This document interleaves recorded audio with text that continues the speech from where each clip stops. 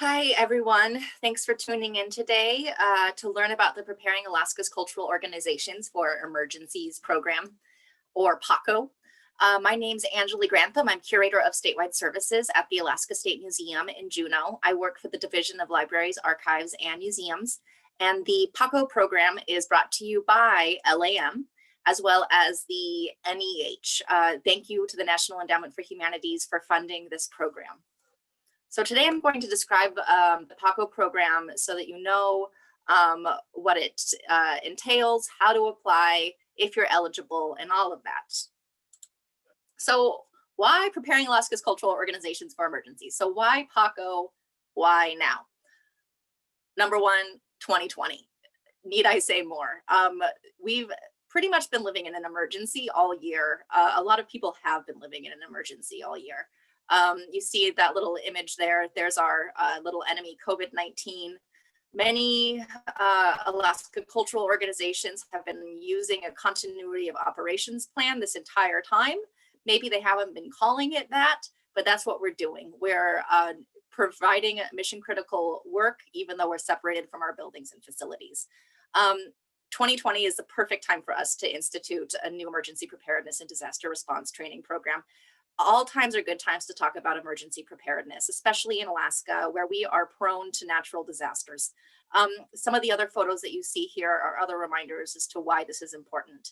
You see the photo of the exhibit case with a bunch of objects that are willy-nilly. That is from the November 2018 earthquake in Anchorage. That was 2 years ago now. And many cultural organizations across the region had damages to their buildings and their collections because of that. Moreover, very recently here in Southeast Alaska, we've experienced cataclysmic rain, landslides, and flooding conditions. That photo on the far right is Ketchikan Creek, and that building is a Ketchikan Museum. I'm happy to report that there was no real damage to the building of the museum, but you see how close it got. In Haines as well, the museums and the cultural organizations are coping fine. However, these massive disasters, regional, local level disasters, should remind us how important it is for us to be prepared for emergencies and know how to respond when there is a disaster. You see some stats there on the slide as well. In 2019, 1/3 of those who responded to a survey I sent out said they hadn't updated their emergency plans in the last 3 years. That means that it's not a vital or living document. And even more telling, when we responded to the Anchorage earthquake in 2018, most of the organizations, even if they had a disaster plan on hand, didn't activate it. That means that it's not a useful document. So through this program, we're hoping to make sure that the cultural sector in Alaska and collecting institutions has an improved capacity, knowledge, and skills to prepare for and respond to disasters. We also plan to boost the number of emergency preparedness and disaster plans that are at Alaska's collecting institutions, make sure that these plans are practical, people are trained to use them, and that they are used and updated frequently. And this program is also focused on building relationships. So yeah, skills are essential, but we need to have quality relationships among cultural organizations, but then also with the emergency responders and others in our communities and around the state. As we all know, when there's some sort of disaster, we're the first to respond, those who live in a community, and we need to reach out to those that are around us to help us, because help from elsewhere is often slow to come. So we are hoping to boost the relationships that cultural organizations have with their local emergency managers and first responders. We're hoping to boost regional relationships so that you know who to contact in your region if you need support. And we're working with statewide agencies to so that statewide emergency managers understand the needs and the special needs of Alaska's collecting institutions.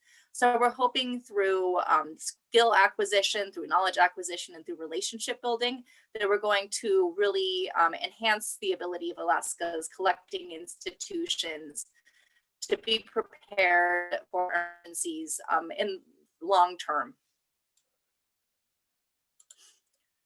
So this training program is thanks to the support of many partners. It's us at LAM, the Division of Libraries, Archives, and Museums. We are the head partner. We're the organization that received the grant, and we're the ones that are managing the program.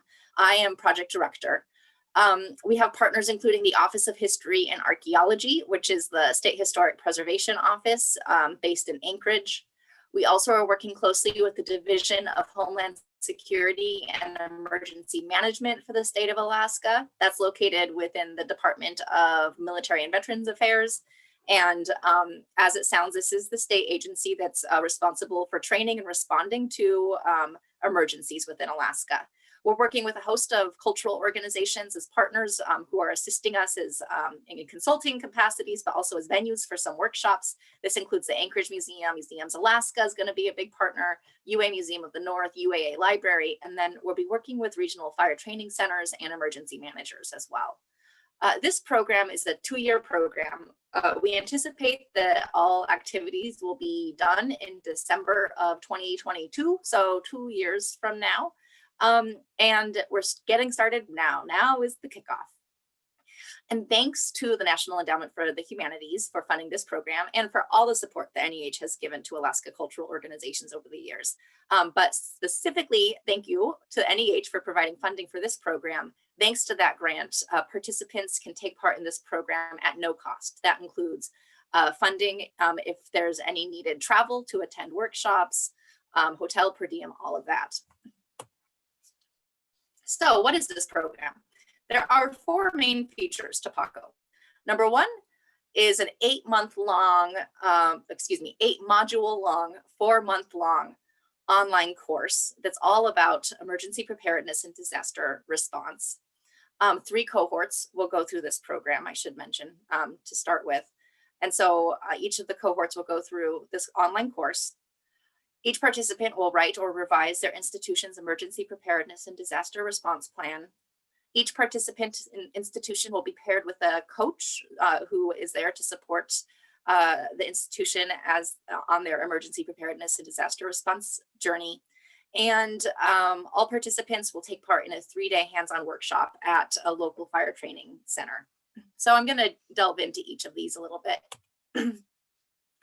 So the online course is a comprehensive introduction to emergency management for collecting institutions.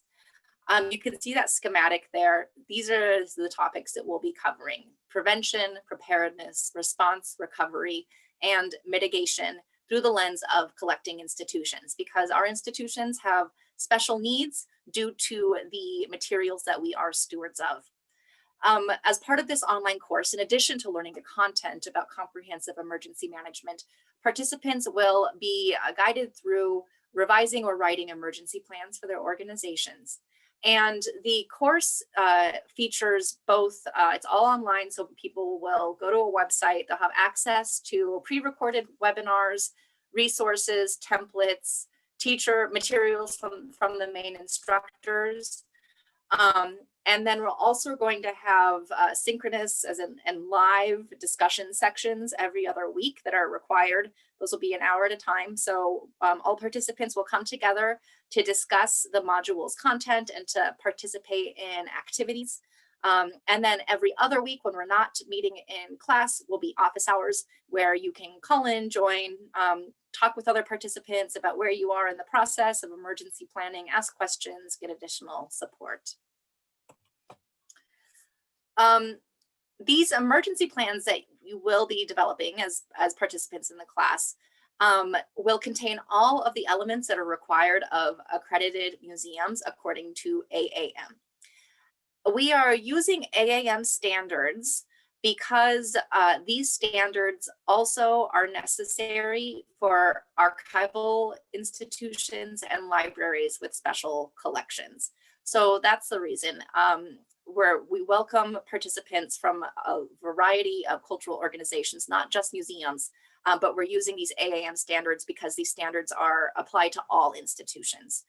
So some of the components that will be required of these disaster plans include contact lists of staff, of those who are involved in emergency management in your community, of the plumber, of the insurance company, all of that.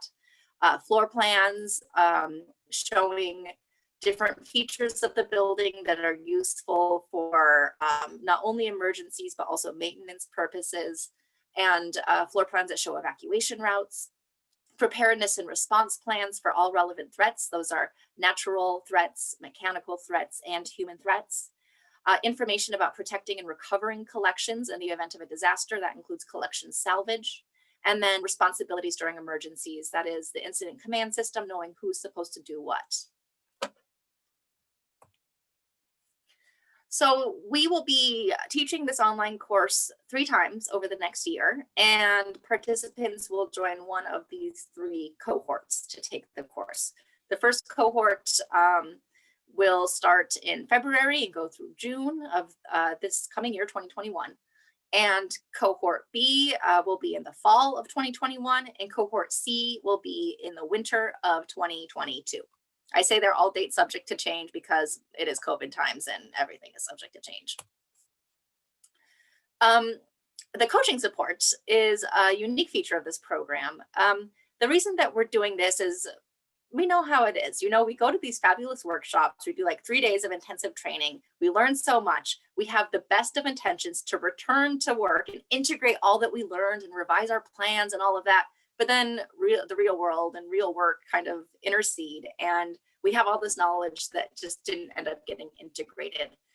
The coaches are there to provide that support to help us and help everyone to create their emergency plans during the course. So the coaches are there to provide guidance and support and additional resources, helping to assure your successful completion of the program. And here are the coaches. They include CJ, Cynthia Jones. CJ is also main instructor of the entire program. CJ is a first responder. She's been on the Haines Volunteer Fire Department for many, many, many years. She's involved in search and rescue at Haines. She's been exceptionally busy over the last few weeks responding to the disaster in Haines. CJ is also a museum professional. She's the former director of the Sheldon Museum, and she has worked as a consultant helping cultural organizations with emergency planning for many years. Another coach is Ellen Carley. Ellen is the conservator here at the Alaska State Museum. When it comes to care of collections, there are a few people that know more than Ellen.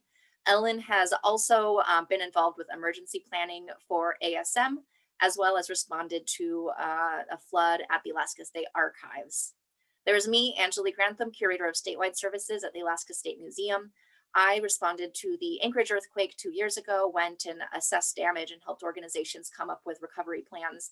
Moreover, last year, I spent a week in Washington, D.C., attending a training sponsored by FEMA and Smithsonian Institute, all about responding to and preparing for disasters at cultural organizations.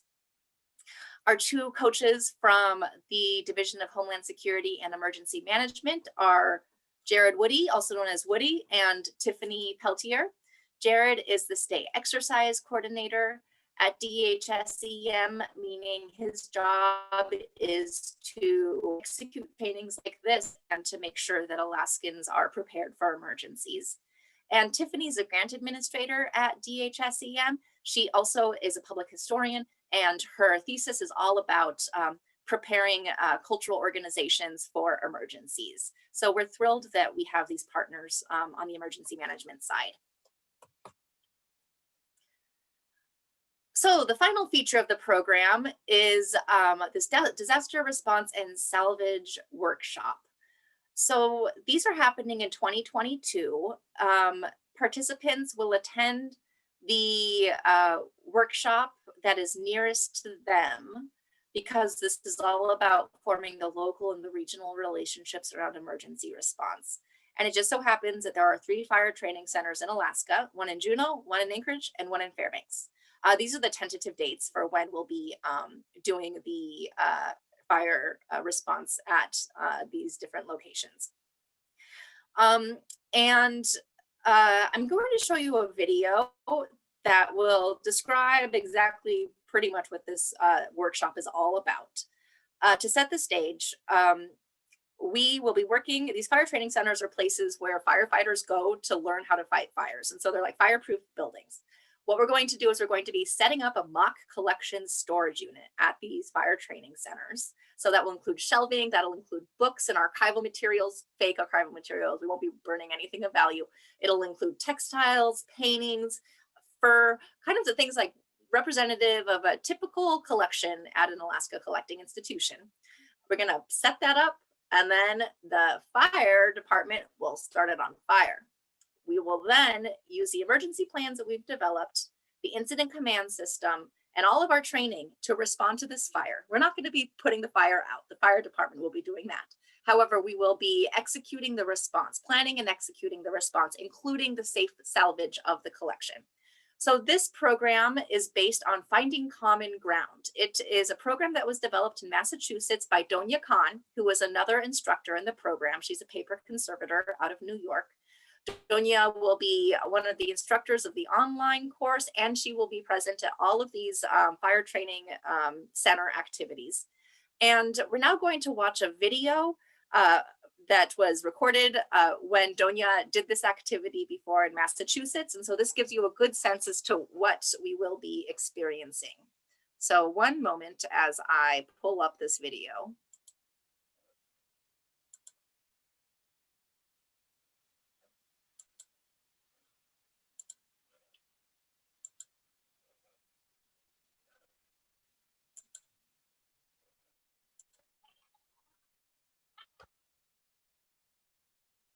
People who already have their masks, their aprons, and their gloves. What I want you guys to think about before we go right for our priority collections is, can you safely get to those priority collections, or is there something else you need to do first? We had people starting to empty the rooms. It smells bad. It is smelly. This wasn't nearly as smelly as it could have been.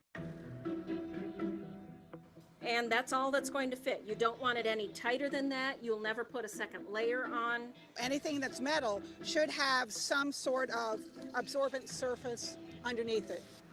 Okay, where should that go? With animal skins and taxidermy mounts, avoid direct handling, air dry slowly or freeze. One of the priorities was the pastel in the frame. They had to climb over piles of wet books to get to a priority item. Those wet books that were on the floor had to be brought out. Be careful. A, you've got glass on the floor, you can see that. And B, these books are probably going to be heavier than you think they are. So it was helping to remind them all that the most important thing in any of our salvage operations and in any disaster is personal safety. We have one of our priority pieces available.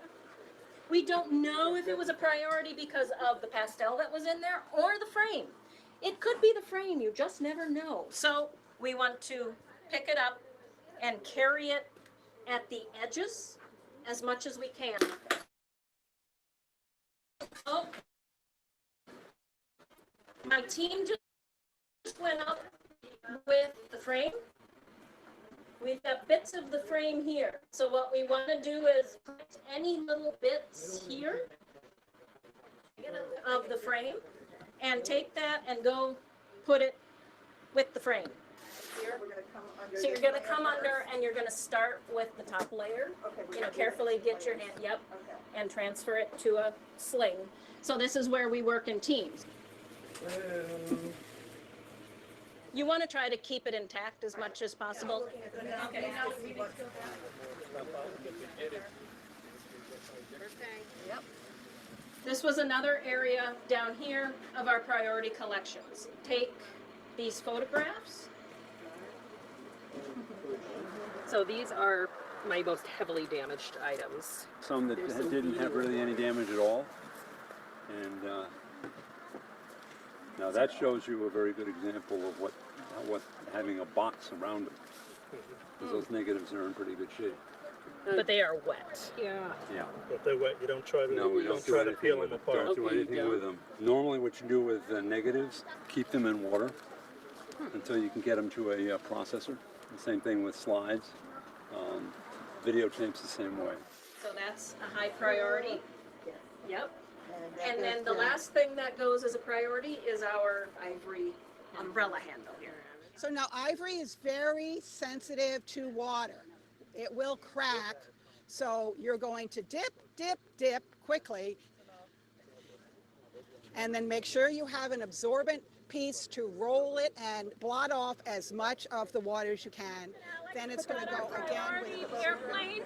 Where would you like the priority item airplane? We had a painted metal airplane. The paint had expanded and bubbled. Is it worthy of being salvaged?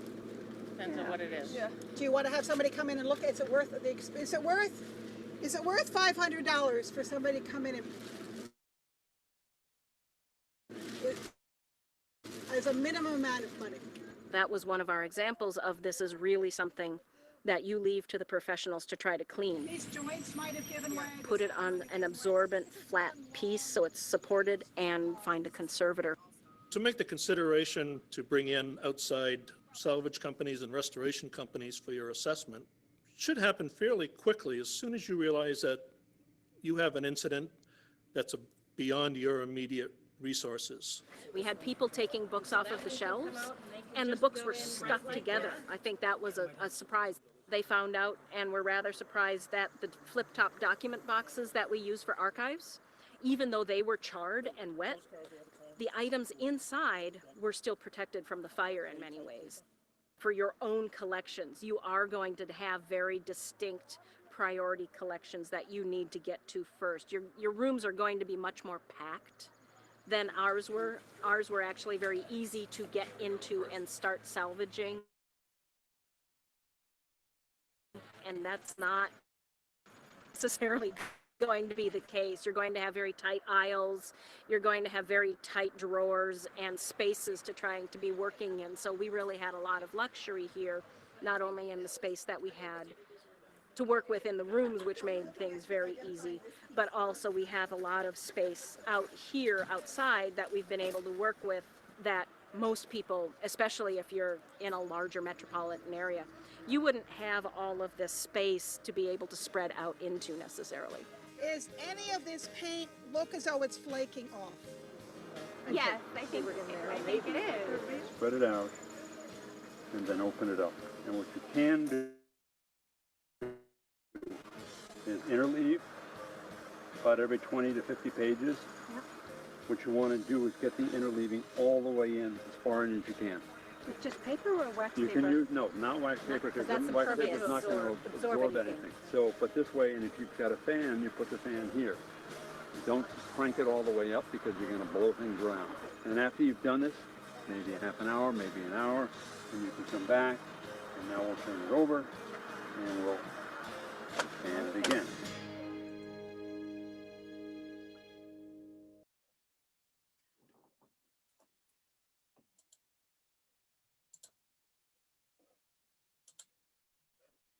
Okay, so that gives a good be doing at the salvage activity. We'll be working with all the conservators in Alaska, really, who will be providing guidance on how to. Oh, 1 second, I need to stop this video. Okay.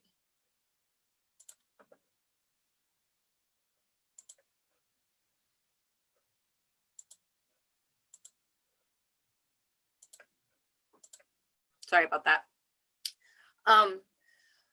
So we'll be working with conservators from across Alaska who will be coming to guide us in how to properly handle these damaged materials and then properly store them for later intervention. And this is just a rare and specialized training opportunity. And it's a pretty exciting program for those of us from collecting institutions across Alaska to be able to see how fire, how water, how these destructive elements impact collections, and then to learn how best to execute a salvage operation.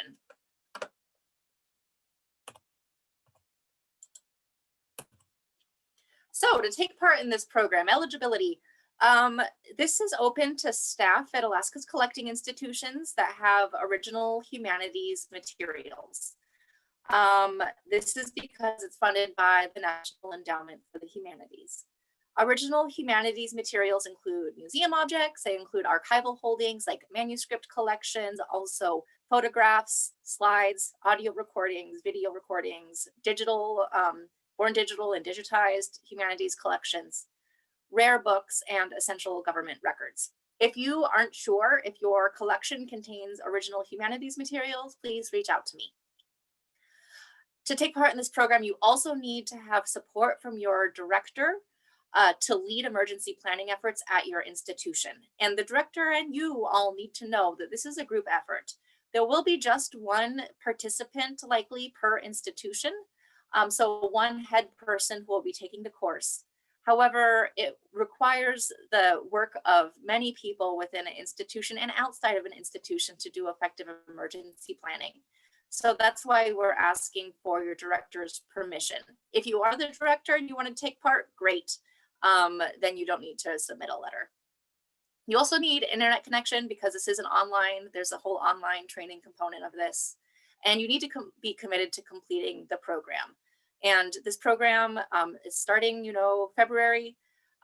So there will be some folks who will do the first cohort, they'll end in June, and it won't be another year until the workshop happens. But we're really hoping that we can get people to commit to the entire program. So in order to apply, I'm going to show on the last slide the PACO info URL, which is where the application lives. We ask that there's one applicant per institution. That's because we only have coaching support for up to 20 institutions per cohort, and we can't have more than 25 people at a workshop for safety reasons and also for quality instructional reasons. So it's likely that there will only be space for one applicant one participant per institution. Though right now it's hard to say what sort of interest there'll be in the program. If you do want to apply for the first cohort, the deadline is February 8th. However, we will be accepting applications on a rolling basis as they come in. That means that if you wait until February 8th and you want to be a part of the first cohort, it might already be filled. So I recommend getting your application in sooner rather than later.